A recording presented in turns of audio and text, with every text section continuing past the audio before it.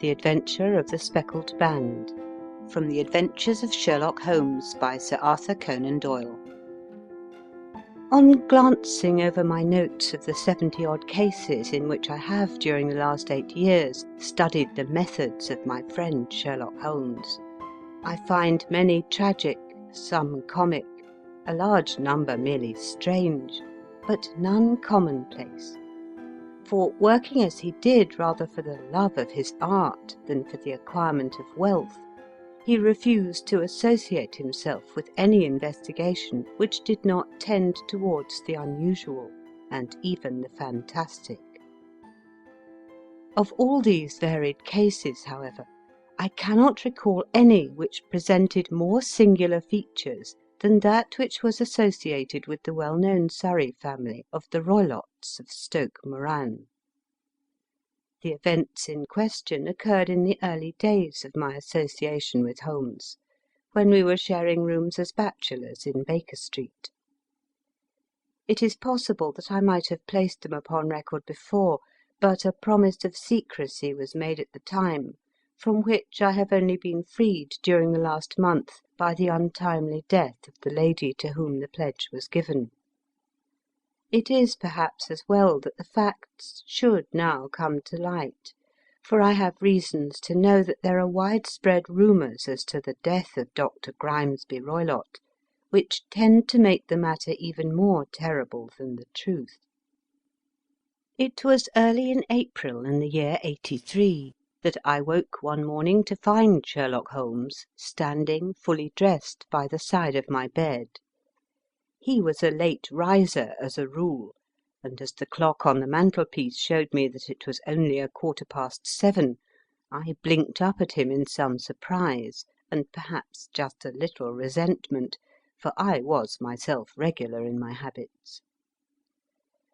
"Very sorry to knock you up, Watson," said he, "but it's the common lot this morning. Mrs. Hudson has been knocked up. She retorted upon me, and I on you." "What is it, then? A fire?" "No, a client. It seems that a young lady has arrived in a considerable state of excitement, who insists upon seeing me. She is waiting now in the sitting-room. Now, when young ladies wander about the metropolis at this hour of the morning, and knock sleepy people up out of their beds, I presume that it is something very pressing which they have to communicate. Should it prove to be an interesting case, you would, I am sure, wish to follow it from the outset. I thought, at any rate, that I should call you and give you the chance." "My dear fellow, I would not miss it for anything." I had no keener pleasure than in following Holmes in his professional investigations, and in admiring the rapid deductions, as swift as intuitions and yet always founded on a logical basis, with which he unravelled the problems which were submitted to him. I rapidly threw on my clothes, and was ready in a few minutes to accompany my friend down to the sitting-room. A lady, dressed in black and heavily veiled, who had been sitting in the window, rose as we entered. "Good morning, madam," said Holmes cheerily. "My name is Sherlock Holmes. This is my intimate friend and associate, Dr. Watson, before whom you can speak as freely as before myself. Ha! I am glad to see that Mrs. Hudson has had the good sense to light the fire. Pray draw up to it, and I shall order you a cup of hot coffee, for I observe that you are shivering." "It is not cold which makes me shiver," said the woman in a low voice, changing her seat as requested. "What, then?" "It is fear, Mr. Holmes. It is terror." She raised her veil as she spoke, and we could see that she was indeed in a pitiable state of agitation. Her face all drawn and grey, with restless, frightened eyes, like those of some hunted animal. Her features and figure were those of a woman of 30, but her hair was shot with premature grey, and her expression was weary and haggard. Sherlock Holmes ran her over with one of his quick, all-comprehensive glances. "You must not fear," said he soothingly, bending forward and patting her forearm.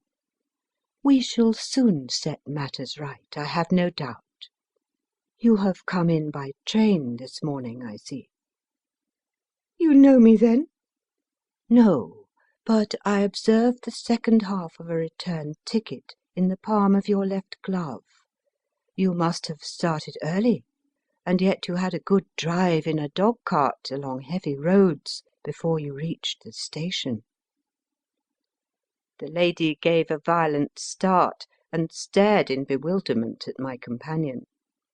"There is no mystery, my dear madam," said he, smiling. "The left arm of your jacket is spattered with mud in no less than 7 places. The marks are perfectly fresh. There is no vehicle save a dog-cart which throws up mud in that way, and then only when you sit on the left-hand side of the driver." "Whatever your reasons may be, you are perfectly correct," said she. "I started from home before 6, reached Leatherhead at 20 past, and came in by the first train to Waterloo. Sir, I can stand this strain no longer. I shall go mad if it continues. I have no one to turn to, none save only one who cares for me, and he, poor fellow, can be of little aid. I have heard of you, Mr. Holmes. I have heard of you from Mrs. Farintosh, whom you helped in the hour of her sore need. It was from her that I had your address. Oh, sir, do you not think that you could help me too, and at least throw a little light through the dense darkness which surrounds me?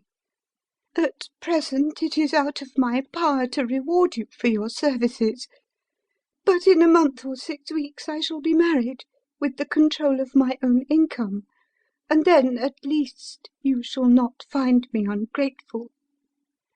Holmes turned to his desk and, unlocking it, drew out a small case-book, which he consulted. "Farintosh," said he. "Ah, yes, I recall the case.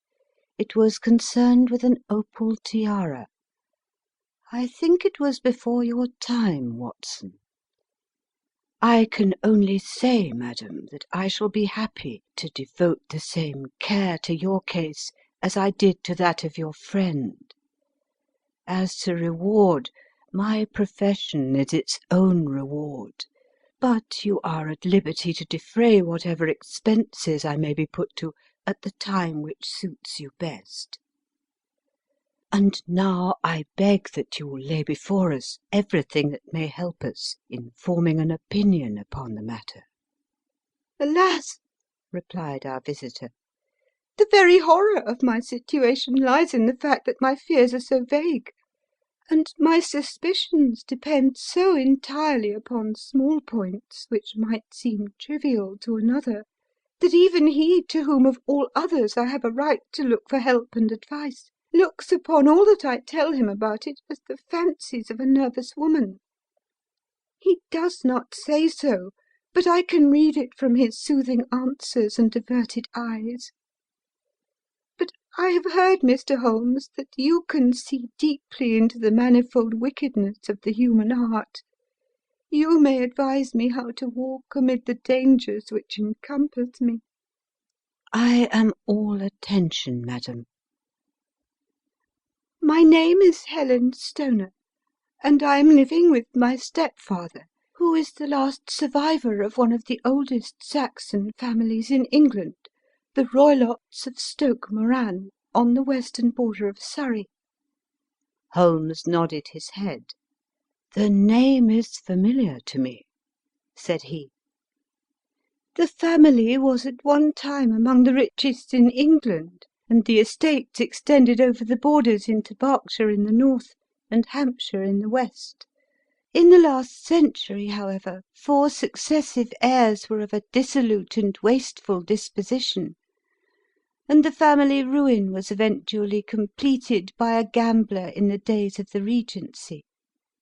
Nothing was left save a few acres of ground and the 200-year-old house, which is itself crushed under a heavy mortgage.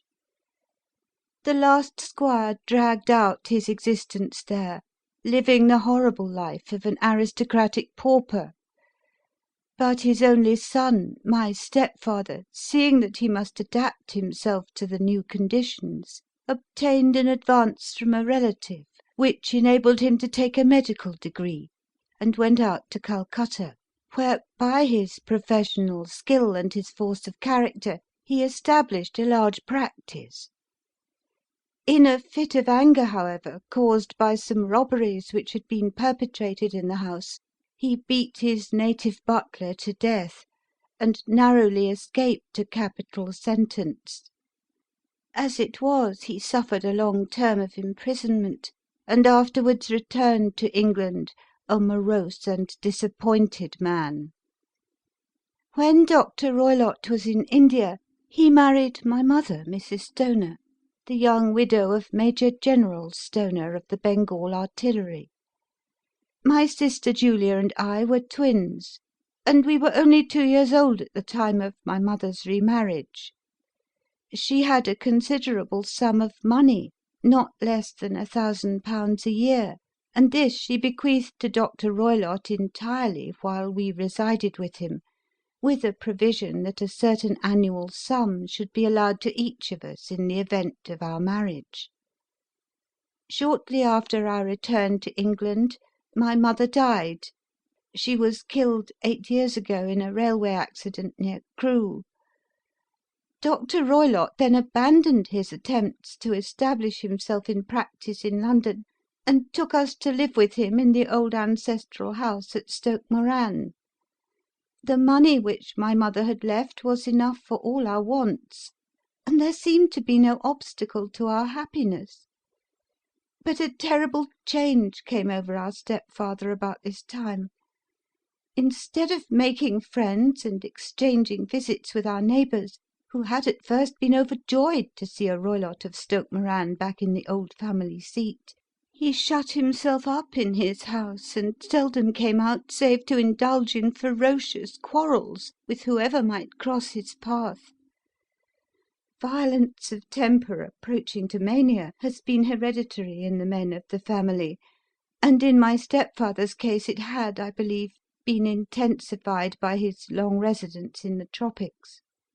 A series of disgraceful brawls took place, 2 of which ended in the police court, until at last he became the terror of the village, and the folks would fly at his approach, for he is a man of immense strength, and absolutely uncontrollable in his anger. Last week he hurled the local blacksmith over a parapet into a stream, and it was only by paying over all the money which I could gather together that I was able to avert another public exposure. He had no friends at all save the wandering gipsies, and he would give these vagabonds leave to encamp upon the few acres of bramble-covered land which represent the family estate, and would accept in return the hospitality of their tents, wandering away with them sometimes for weeks on end.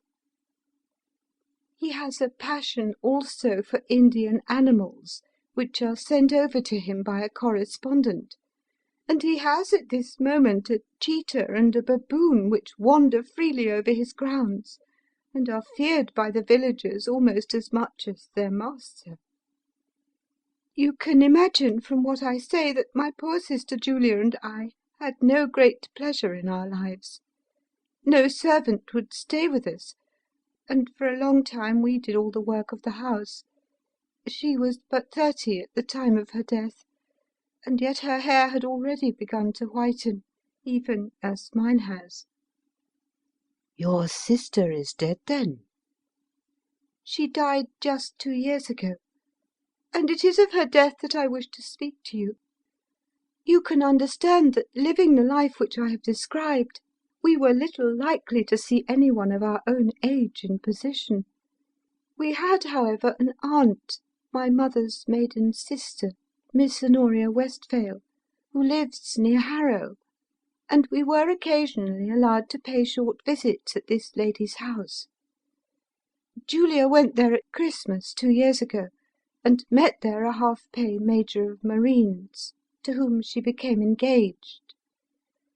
My stepfather learned of the engagement when my sister returned, and offered no objection to the marriage.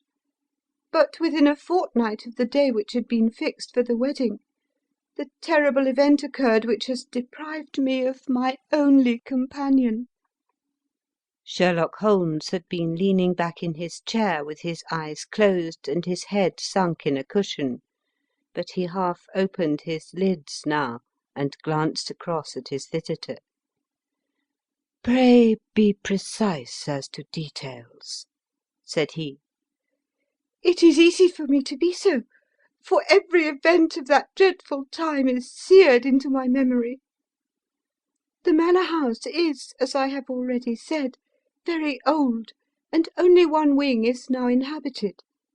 The bedrooms in this wing are on the ground floor, the sitting rooms being in the central block of the buildings. Of these bedrooms, the first is Dr. Roylott's, the second my sister's, and the third my own. There is no communication between them, but they all open out into the same corridor. Do I make myself plain?"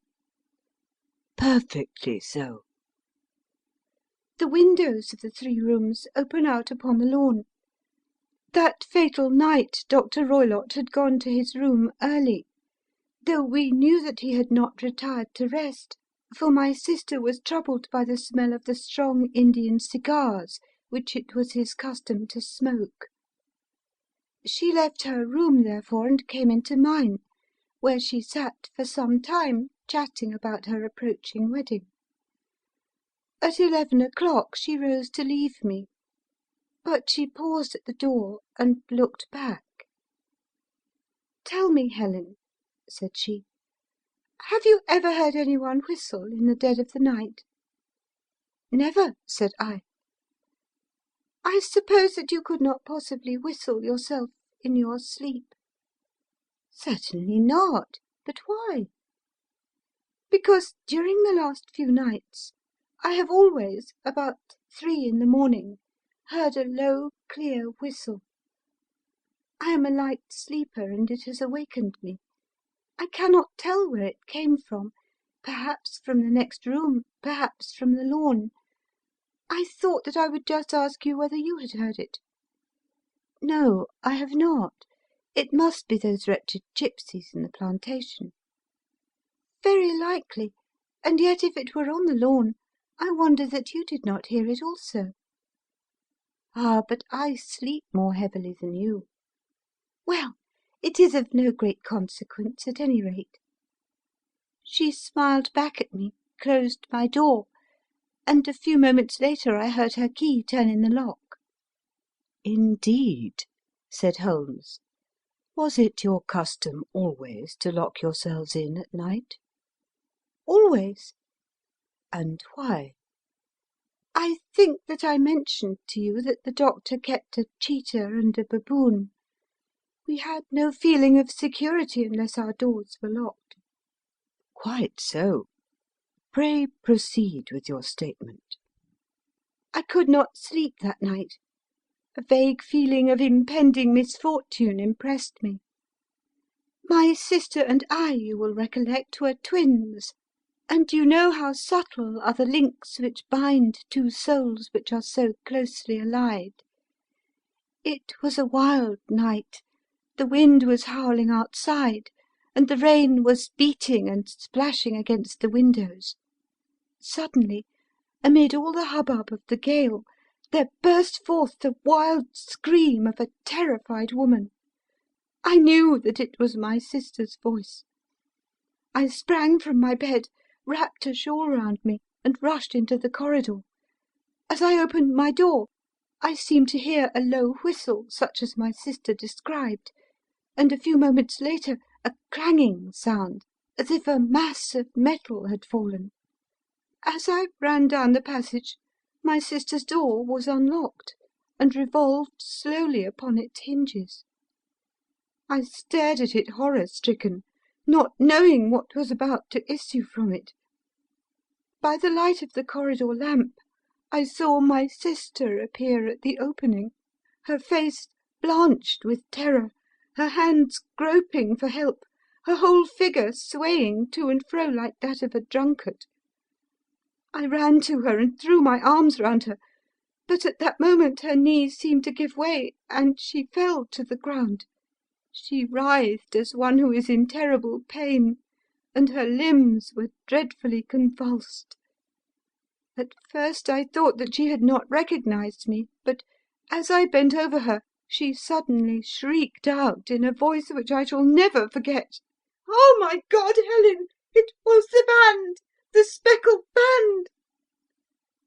There was something else which she would fain have said, and she stabbed with her finger into the air in the direction of the doctor's room. But a fresh convulsion seized her and choked her words. I rushed out, calling loudly for my stepfather, and I met him hastening from his room in his dressing gown. When he reached my sister's side, she was unconscious, and though he poured brandy down her throat and sent for medical aid from the village, all efforts were in vain, for she slowly sank and died without having recovered her consciousness. Such was the dreadful end of my beloved sister. "One moment," said Holmes. "Are you sure about this whistle and metallic sound? Could you swear to it?" That was what the county coroner asked me at the inquiry.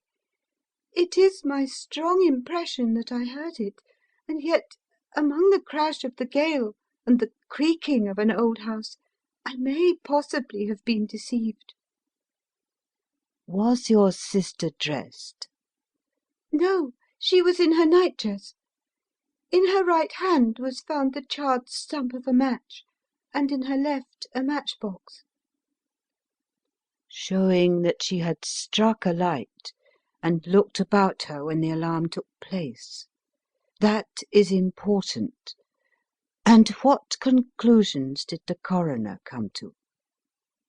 He investigated the case with great care, for Dr. Roylott's conduct had long been notorious in the county, but he was unable to find any satisfactory cause of death.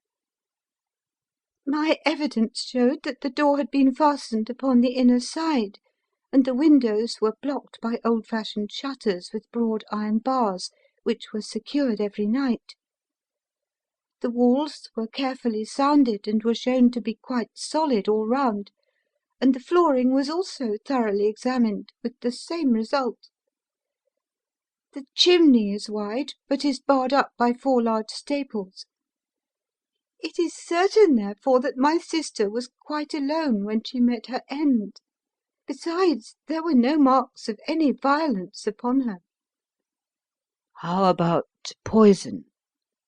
The doctors examined her for it, but without success.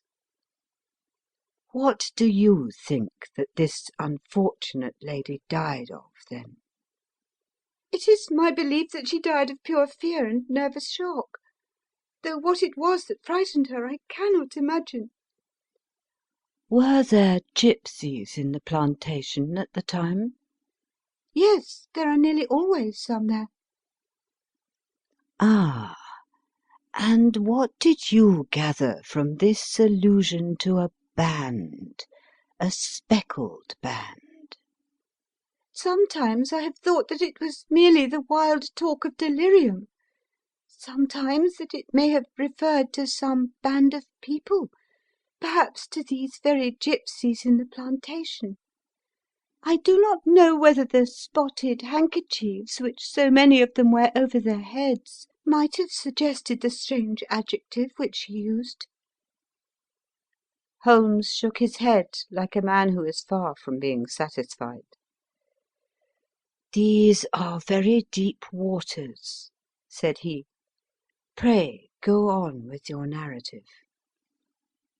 2 years have passed since then, and my life has been until lately lonelier than ever. A month ago, however, a dear friend whom I have known for many years has done me the honour to ask my hand in marriage. His name is Armitage, Percy Armitage, the second son of Mr. Armitage of Crane Water, near Reading. My stepfather has offered no opposition to the match, and we are to be married in the course of the spring. 2 days ago some repairs were started in the west wing of the building, and my bedroom wall has been pierced, so that I have had to move into the chamber in which my sister died, and to sleep in the very bed in which she slept. Imagine, then, my thrill of terror when, last night, as I lay awake, thinking over her terrible fate, I suddenly heard in the silence of the night the low whistle which had been the herald of her own death. I sprang up and lit the lamp, but nothing was to be seen in the room. I was too shaken to go to bed again, however, so I dressed, and as soon as it was daylight I slipped down, got a dog-cart at the Crown Inn, which is opposite, and drove to Leatherhead, from whence I have come on this morning with the one object of seeing you and asking your advice." "You have done wisely," said my friend. "But have you told me all?" "Yes, all." "Miss Roylott, you have not. You are screening your stepfather." "Why? What do you mean?" For answer, Holmes pushed back the frill of black lace which fringed the hand that lay upon our visitor's knee. 5 little livid spots, the marks of 4 fingers and a thumb, were printed upon the white wrist. "You have been cruelly used," said Holmes. The lady coloured deeply and covered over her injured wrist. "He is a hard man," she said, "and perhaps he hardly knows his own strength." There was a long silence, during which Holmes leaned his chin upon his hands and stared into the crackling fire. "This is a very deep business," he said at last. "There are 1,000 details which I should desire to know before I decide upon our course of action. Yet we have not a moment to lose. If we were to come to Stoke Moran to-day, would it be possible for us to see over these rooms without the knowledge of your stepfather?" "As it happens, he spoke of coming into town to-day upon some most important business. It is probable that he will be away all day, and that there would be nothing to disturb you. We have a housekeeper now, but she is old and foolish, and I could easily get her out of the way." "Excellent. You are not averse to this trip, Watson?" "By no means." "Then we shall both come. What are you going to do yourself?" "I have 1 or 2 things which I would wish to do now that I am in town, but I shall return by the 12 o'clock train, so as to be there in time for your coming." "And you may expect us early in the afternoon. I have myself some small business matters to attend to. Will you not wait and breakfast?"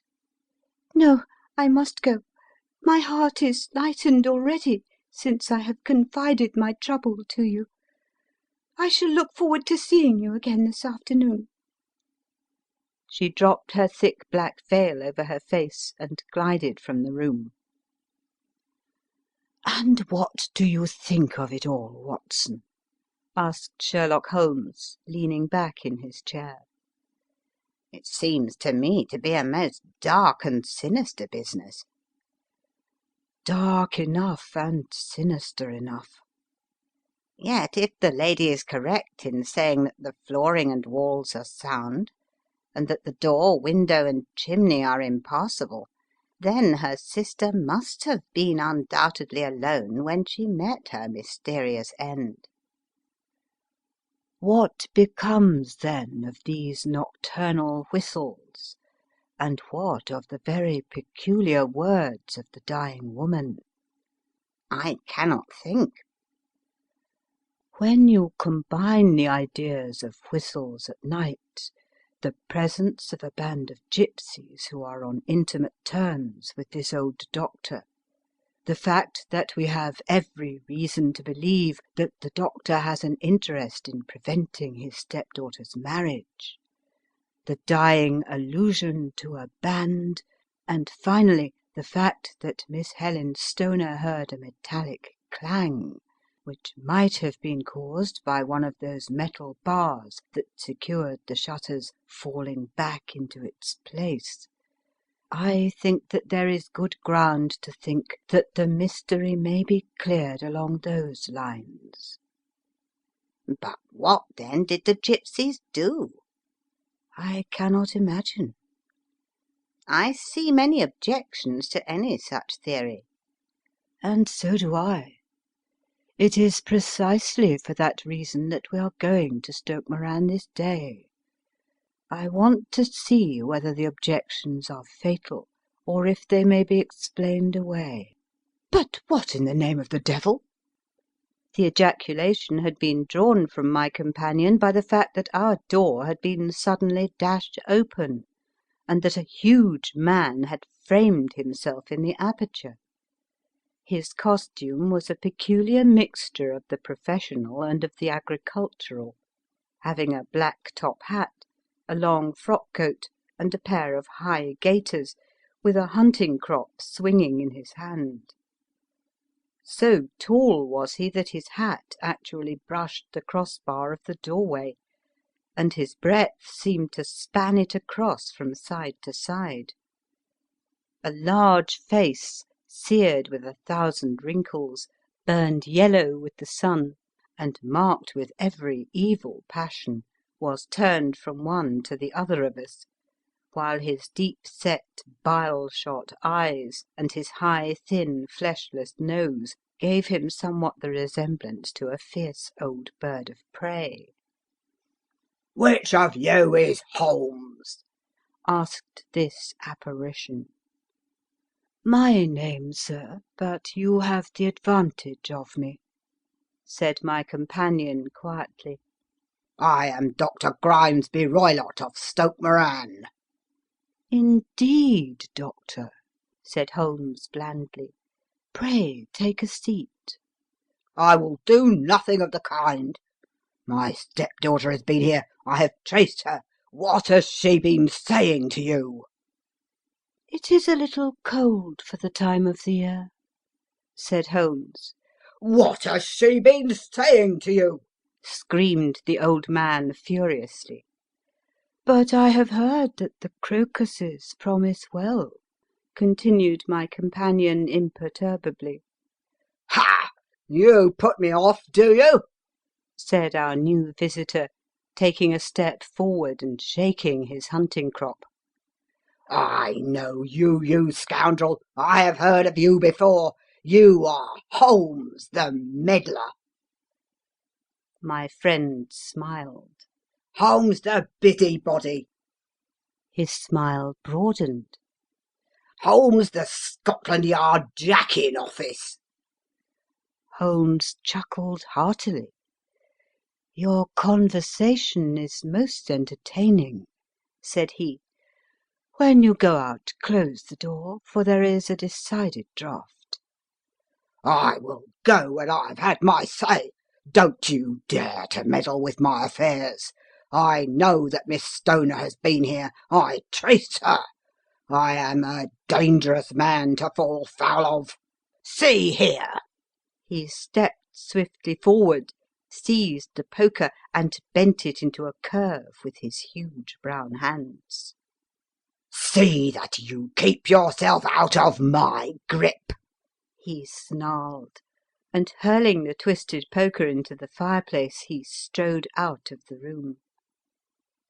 "He seems a very amiable person," said Holmes, laughing. "I am not quite so bulky, but if he had remained I might have shown him that my grip was not much more feeble than his own." As he spoke, he picked up the steel poker and, with a sudden effort, straightened it out again. Fancy his having the insolence to confound me with the official detective force. This incident gives zest to our investigation, however, and I only trust that our little friend will not suffer from her imprudence in allowing this brute to trace her. And now, Watson, we shall order breakfast, and afterwards I shall walk down to Doctors' Commons, where I hope to get some data which may help us in this matter." It was nearly 1 o'clock when Sherlock Holmes returned from his excursion. He held in his hand a sheet of blue paper, scrawled over with notes and figures. "I have seen the will of the deceased wife," said he. "To determine its exact meaning, I have been obliged to work out the present prices of the investments with which it is concerned. The total income, which at the time of the wife's death was little short of £1,100, is now, through the fall in agricultural prices, not more than £750. Each daughter can claim an income of £250 in case of marriage. It is evident, therefore, that if both girls had married, this beauty would have had a mere pittance, while even one of them would cripple him to a very serious extent. My morning's work has not been wasted, since it has proved that he has the very strongest motives for standing in the way of anything of the sort. And now, Watson, this is too serious for dawdling, especially as the old man is aware that we are interesting ourselves in his affairs. So if you are ready, we shall call a cab and drive to Waterloo. I should be very much obliged if you would slip your revolver into your pocket. An Ely's No. 2 is an excellent argument with gentlemen who can twist steel pokers into knots. That and a toothbrush are, I think, all that we need. At Waterloo we were fortunate in catching a train for Leatherhead, where we hired a trap at the station inn, and drove for 4 or 5 miles through the lovely Surrey lanes. It was a perfect day, with a bright sun and a few fleecy clouds in the heavens. The trees and wayside hedges were just throwing out their first green shoots, and the air was full of the pleasant smell of the moist earth. To me, at least, there was a strange contrast between the sweet promise of the spring and this sinister quest upon which we were engaged. My companion sat in the front of the trap, his arms folded, his hat pulled down over his eyes, and his chin sunk upon his breast, buried in the deepest thought. Suddenly, however, he started, tapped me on the shoulder, and pointed over the meadows. "Look there," said he.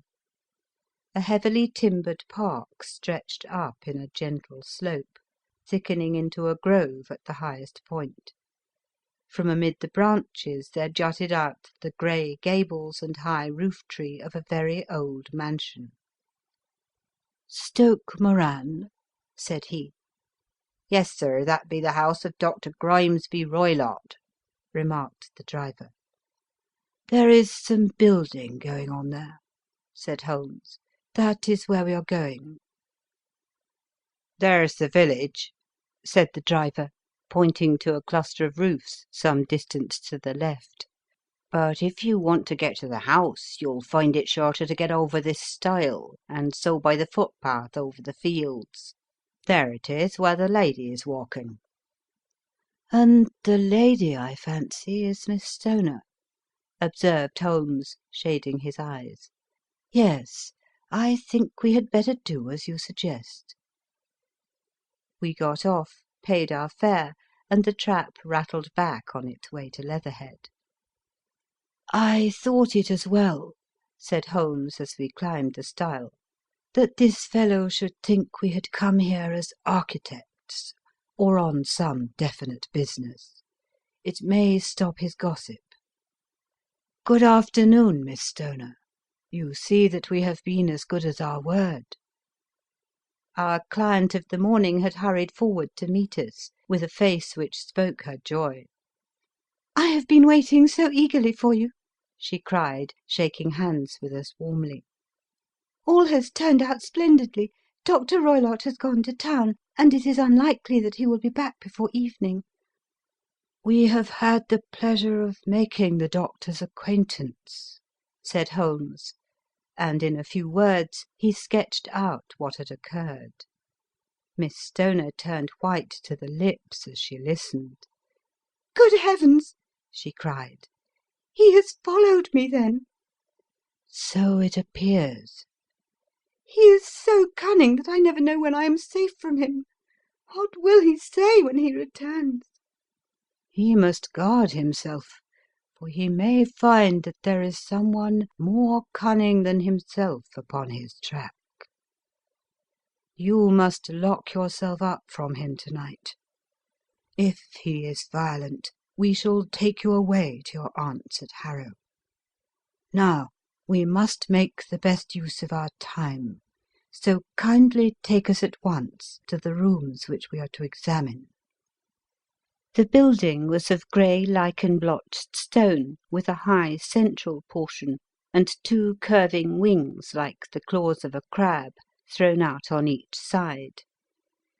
In one of these wings the windows were broken and blocked with wooden boards, while the roof was partly caved in, a picture of ruin. The central portion was in little better repair, but the right-hand block was comparatively modern, and the blinds in the windows, with the blue smoke curling up from the chimneys, showed that this was where the family resided. Some scaffolding had been erected against the end wall, and the stonework had been broken into, but there were no signs of any workman at the moment of our visit. Holmes walked slowly up and down the ill-trimmed lawn, and examined with deep attention the outsides of the windows. "This, I take it, belongs to the room in which you used to sleep, the centre one to your sister's, and the one next to the main building to Dr. Roylott's chamber." "Exactly so, but I am now sleeping in the middle one." "Pending the alterations, as I understand. By the way, there does not seem to be any very pressing need for repairs at that end wall." "There were none. I believe that it was an excuse to move me from my room." "Ah, that is suggestive. Now, on the other side of this narrow wing runs the corridor from which these three rooms open. There are windows in it, of course?" "Yes, but very small ones, too narrow for anyone to pass through." "As you both locked your doors at night, your rooms were unapproachable from that side. Now, would you have the kindness to go into your room and bar your shutters?"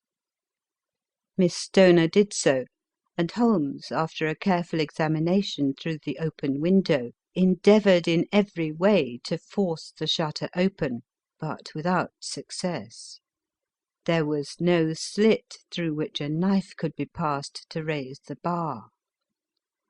Then with his lens he tested the hinges, but they were of solid iron, built firmly into the massive masonry. Said he, scratching his chin in some perplexity. "My theory certainly presents some difficulties. No one could pass these shutters if they were bolted. Well, we shall see if the inside throws any light upon the matter." A small side door led into the whitewashed corridor from which the three bedrooms opened. Holmes refused to examine the third chamber, so we passed at once to the second, that in which Miss Stoner was now sleeping, and in which her sister had met with her fate. It was a homely little room, with a low ceiling and a gaping fireplace, after the fashion of old country houses. A brown chest of drawers stood in one corner, a narrow white counterpaned bed in another, and a dressing-table on the left-hand side of the window. These articles, with two small wicker-work chairs, made up all the furniture in the room, save for a square of Wilton carpet in the centre. The boards round and the panelling of the walls were of brown worm-eaten oak, so old and discoloured that it may have dated from the original building of the house. Holmes drew one of the chairs into a corner and sat silent, while his eyes travelled round and up and down, taking in every detail of the apartment. "Where does that bell communicate with?" he asked at last, pointing to a thick bell-rope which hung down beside the bed, the tassel actually lying upon the pillow. It goes to the housekeeper's room." "It looks newer than the other things." "Yes, it was only put there a couple of years ago." "Your sister asked for it, I suppose?" "No, I never heard of her using it. We used always to get what we wanted for ourselves." "Indeed. It seemed unnecessary to put so nice a bell-pull there. You will excuse me for a few minutes while I satisfy myself as to this floor." He threw himself down upon his face with his lens in his hand, and crawled swiftly backward and forward, examining minutely the cracks between the boards. Then he did the same with the woodwork with which the chamber was panelled. Finally he walked over to the bed, and spent some time in staring at it, and in running his eye up and down the wall.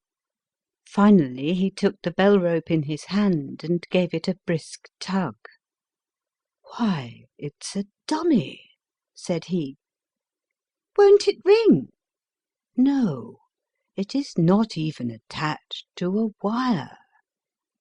This is very interesting.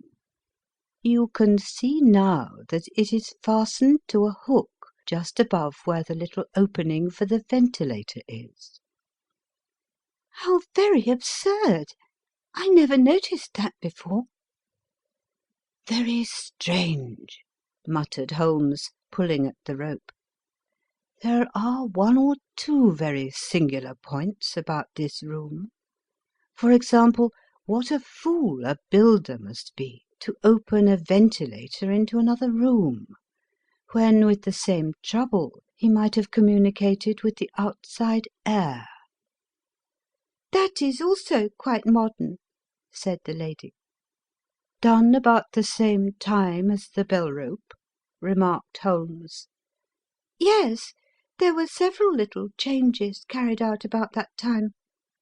"They seem to have been of a most interesting character. Dummy bell-ropes and ventilators which do not ventilate.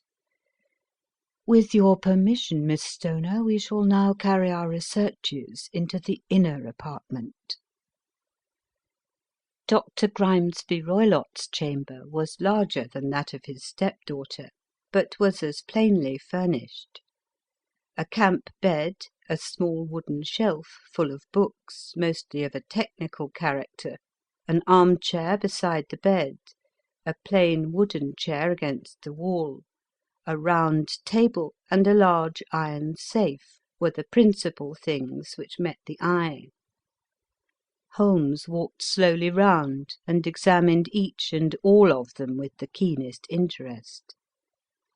"What's in here?" he asked, tapping the safe.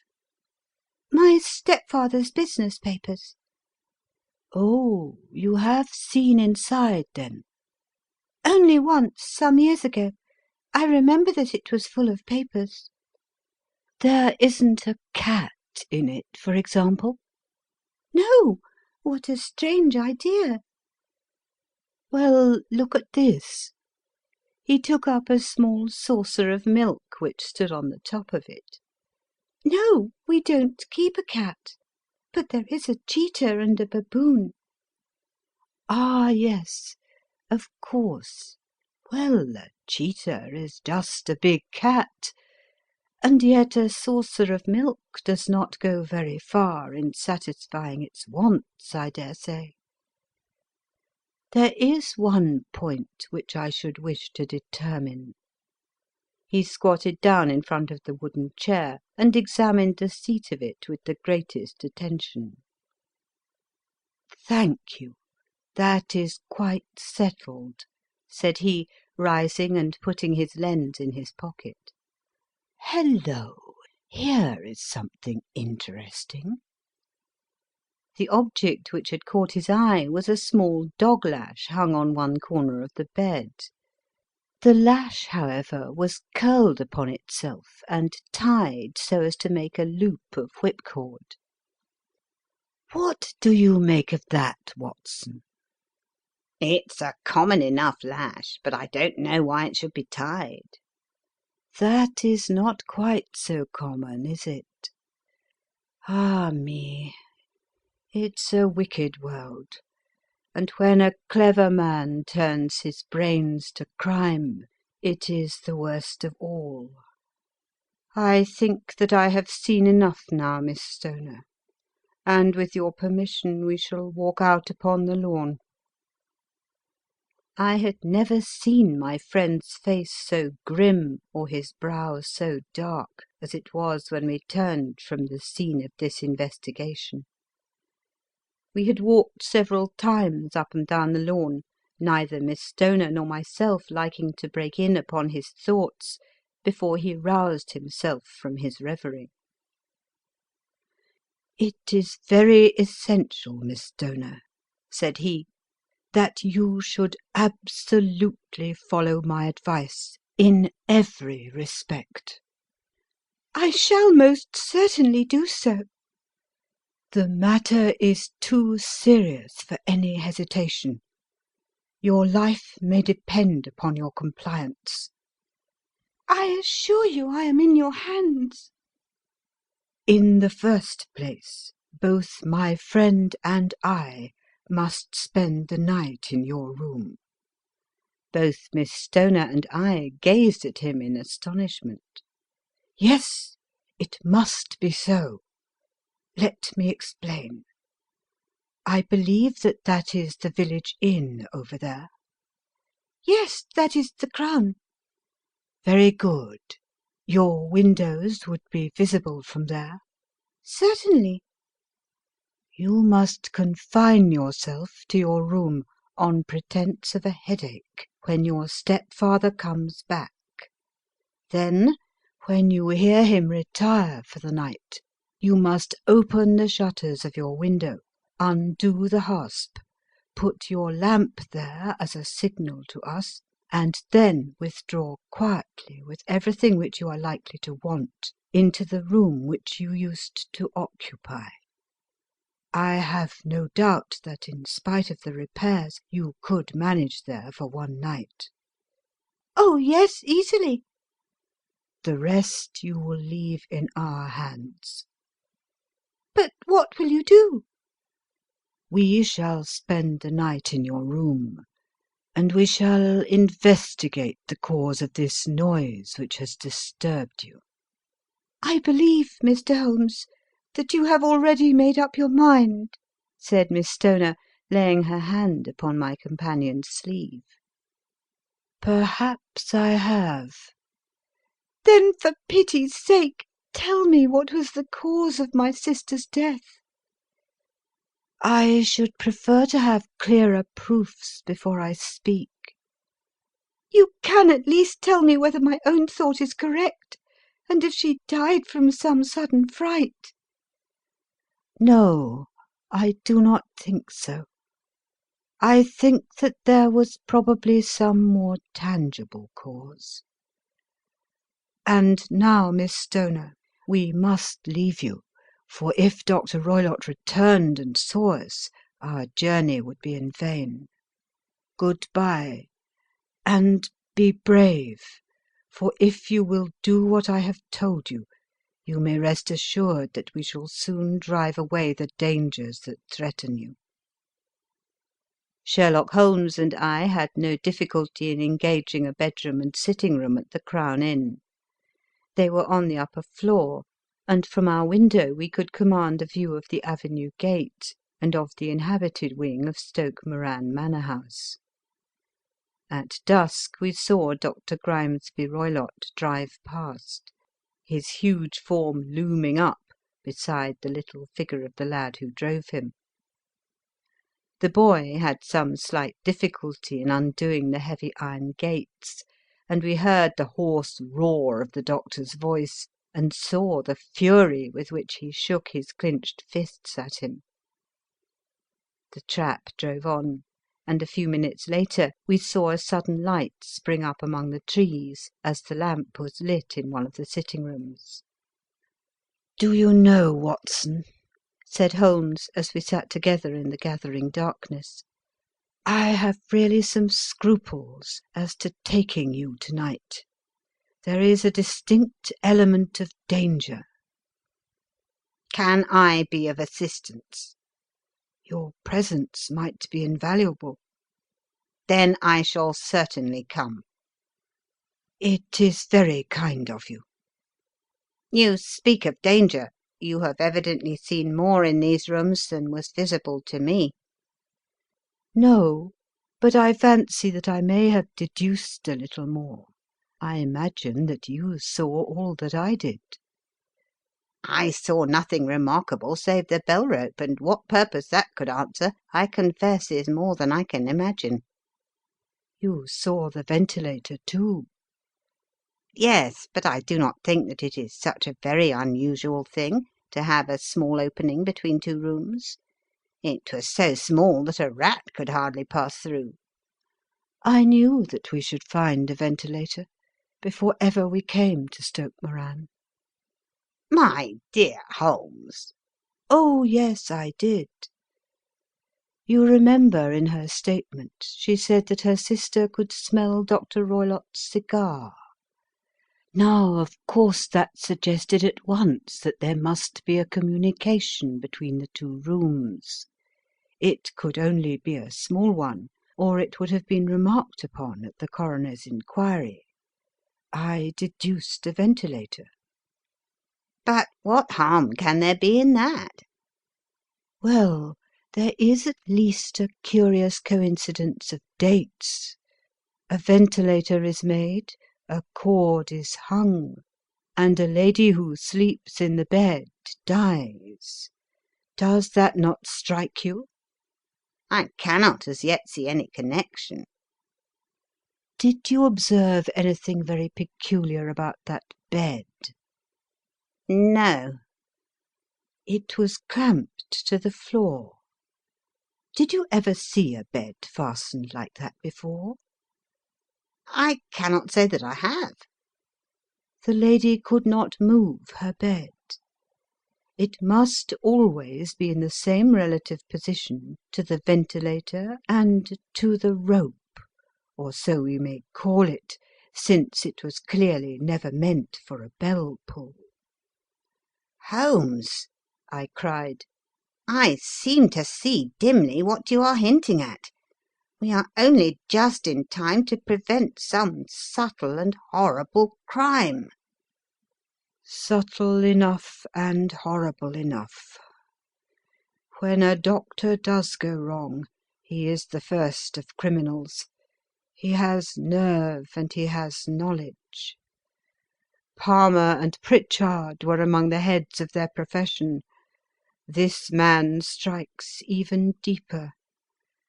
But I think, Watson, that we shall be able to strike deeper still. But we shall have horrors enough before the night is over. For goodness' sake, let us have a quiet pipe, and turn our minds for a few hours to something more cheerful." About 9 o'clock the light among the trees was extinguished, and all was dark in the direction of the manor house. 2 hours passed slowly away, and then suddenly, just at the stroke of 11, a single bright light shone out right in front of us. " That is our signal," said Holmes, springing to his feet. " It comes from the middle window." As we passed out he exchanged a few words with the landlord, explaining that we were going on a late visit to an acquaintance, and that it was possible that we might spend the night there. A moment later we were out on the dark road, a chill wind blowing in our faces, and one yellow light twinkling in front of us through the gloom to guide us on our sombre errand. There was little difficulty in entering the grounds, for unrepaired breaches gaped in the old park wall. Making our way among the trees, we reached a lawn, crossed it, and were about to enter through the window, when out from a clump of laurel bushes there darted what seemed to be a hideous and distorted child, who threw itself upon the grass with writhing limbs, and then ran swiftly across the lawn into the darkness. "My God!" I whispered. "Did you see it?" Holmes was for the moment as startled as I. His hand closed like a vice upon my wrist in his agitation. Then he broke into a low laugh and put his lips to my ear. "It is a nice household," he murmured. "That is the baboon." I had forgotten the strange pets which the doctor affected. There was a cheetah, too. Perhaps we might find it upon our shoulders at any moment. I confess that I felt easier in my mind when, after following Holmes' example and slipping off my shoes, I found myself inside the bedroom. My companion noiselessly closed the shutters, moved the lamp onto the table, and cast his eyes round the room. All was as we had seen it in the daytime. Then, creeping up to me and making a trumpet of his hand, he whispered into my ear again so gently that it was all that I could do to distinguish the words. "The least sound would be fatal to our plans." I nodded to show that I had heard. "We must sit without light. He would see it through the ventilator." I nodded again. "Do not go asleep. Your very life may depend upon it. Have your pistol ready in case we should need it. I will sit on the side of the bed, and you in that chair." I took out my revolver and laid it on the corner of the table. Holmes had brought up a long thin cane, and this he placed upon the bed beside him. By it he laid the box of matches and the stump of a candle. Then he turned down the lamp, and we were left in darkness. How shall I ever forget that dreadful vigil? I could not hear a sound, not even the drawing of a breath, and yet I knew that my companion sat open-eyed within a few feet of me, in the same state of nervous tension in which I was myself. The shutters cut off the least ray of light, and we waited in absolute darkness. From outside came the occasional cry of a night bird, and once at our very window a long-drawn cat-like whine, which told us that the cheetah was indeed at liberty. Far away we could hear the deep tones of the parish clock, which boomed out every quarter of an hour. How long they seemed, those quarters! 12 struck, and 1 and 2 and 3, and still we sat waiting silently for whatever might befall. Suddenly there was the momentary gleam of a light up in the direction of the ventilator, which vanished immediately, but was succeeded by a strong smell of burning oil and heated metal. Someone in the next room had lit a dark lantern. I heard a gentle sound of movement, and then all was silent once more, though the smell grew stronger. For half an hour I sat with straining ears. Then suddenly another sound became audible, a very gentle, soothing sound, like that of a small jet of steam escaping continually from a kettle. The instant that we heard it, Holmes sprang from the bed, struck a match, and lashed furiously with his cane at the bell-pull. "You see it, Watson?" he yelled. "You see it?" But I saw nothing. At the moment when Holmes struck the light I heard a low, clear whistle, but the sudden glare flashing into my weary eyes made it impossible for me to tell what it was at which my friend lashed so savagely. I could, however, see that his face was deadly pale and filled with horror and loathing. He had ceased to strike, and was gazing up at the ventilator when suddenly there broke from the silence of the night the most horrible cry to which I have ever listened. It swelled up louder and louder, a hoarse yell of pain and fear and anger, all mingled in the one dreadful shriek. They say that away down in the village, and even in the distant parsonage, that cry raised the sleepers from their beds.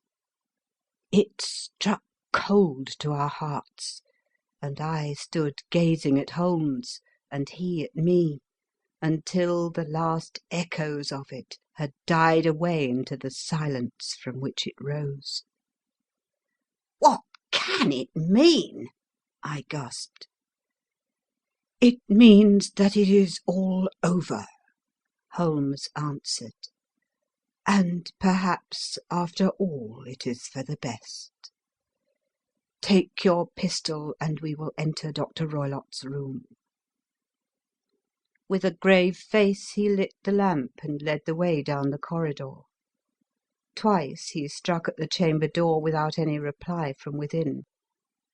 Then he turned the handle and entered, I at his heels, with the cocked pistol in my hand. It was a singular sight which met our eyes. On the table stood a dark lantern with the shutter half open, throwing a brilliant beam of light upon the iron safe, the door of which was ajar. Beside this table, on the wooden chair, sat Dr. Grimesby Roylott, clad in a long grey dressing gown, his bare ankles protruding beneath, and his feet thrust into red heelless Turkish slippers. Across his lap lay the short stock with the long lash which we had noticed during the day. His chin was cocked upward, and his eyes were fixed in a dreadful, rigid stare at the corner of the ceiling. Round his brow he had a peculiar yellow band with brownish speckles, which seemed to be bound tightly round his head. As we entered he made neither sound nor motion. "The band! The speckled band!" whispered Holmes. I took a step forward. In an instant his strange headgear began to move, and there reared itself from among his hair the squat, diamond-shaped head and puffed neck of a loathsome serpent. "It is a swamp adder!" cried Holmes, "the deadliest snake in India. He has died within 10 seconds of being bitten. Violence does, in truth, recoil upon the violent, and the schemer falls into the pit which he digs for another. Let us thrust this creature back into its den, and we can then remove Miss Stoner to some place of shelter, and let the county police know what has happened." As he spoke, he drew the dog whip swiftly from the dead man's lap, and throwing the noose round the reptile's neck, he drew it from its horrid perch, and carrying it at arm's length, threw it into the iron safe, which he closed upon it. Such are the true facts of the death of Dr. Grimesby Roylott of Stoke Moran.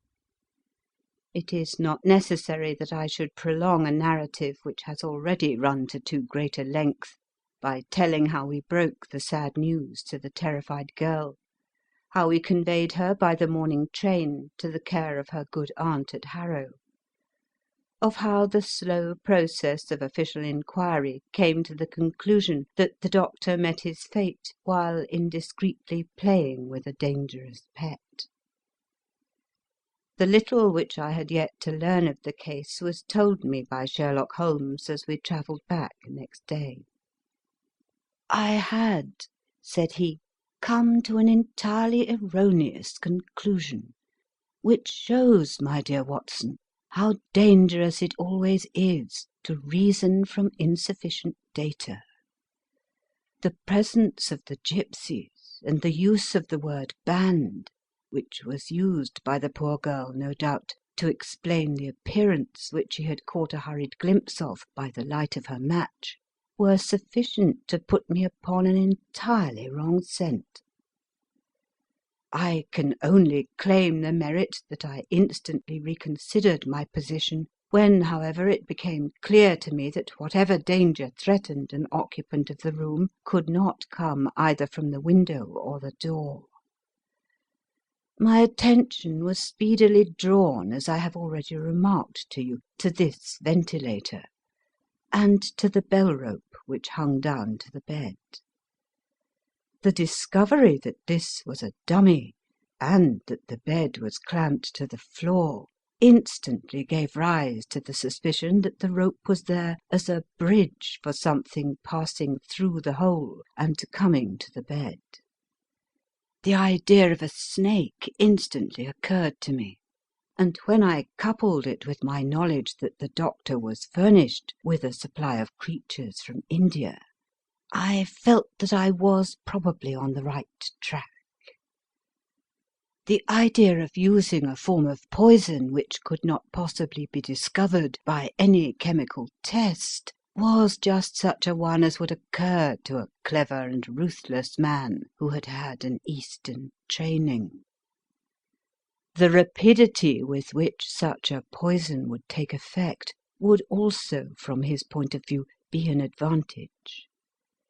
It would be a sharp-eyed coroner indeed who could distinguish the two little dark punctures which would show where the poison fangs had done their work.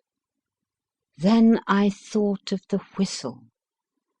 Of course he must recall the snake before the morning light revealed it to the victim. He had trained it, probably by the use of the milk which we saw, to return to him when summoned. He would put it through this ventilator at the hour that he thought best, with the certainty that it would crawl down the rope and land on the bed. It might or might not bite the occupant. Perhaps she might escape every night for a week, but sooner or later she must fall a victim. I had come to these conclusions before ever I had entered the room.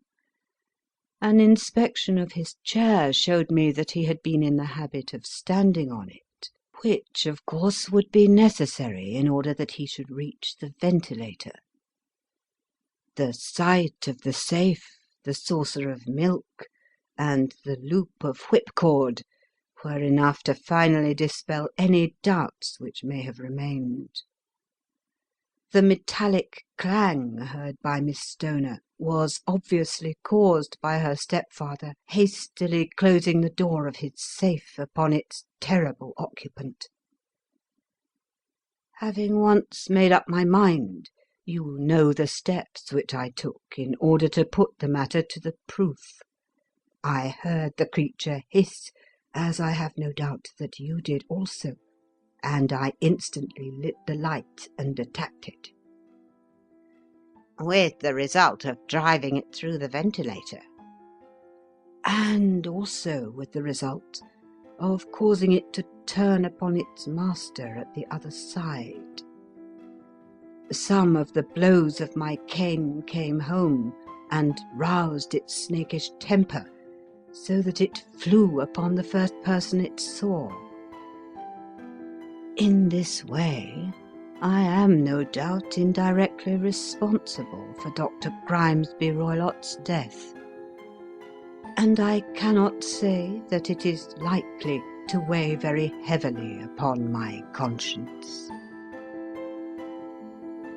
End of Adventure 8, The Adventure of the Speckled Band. Recording by Ruth Golding.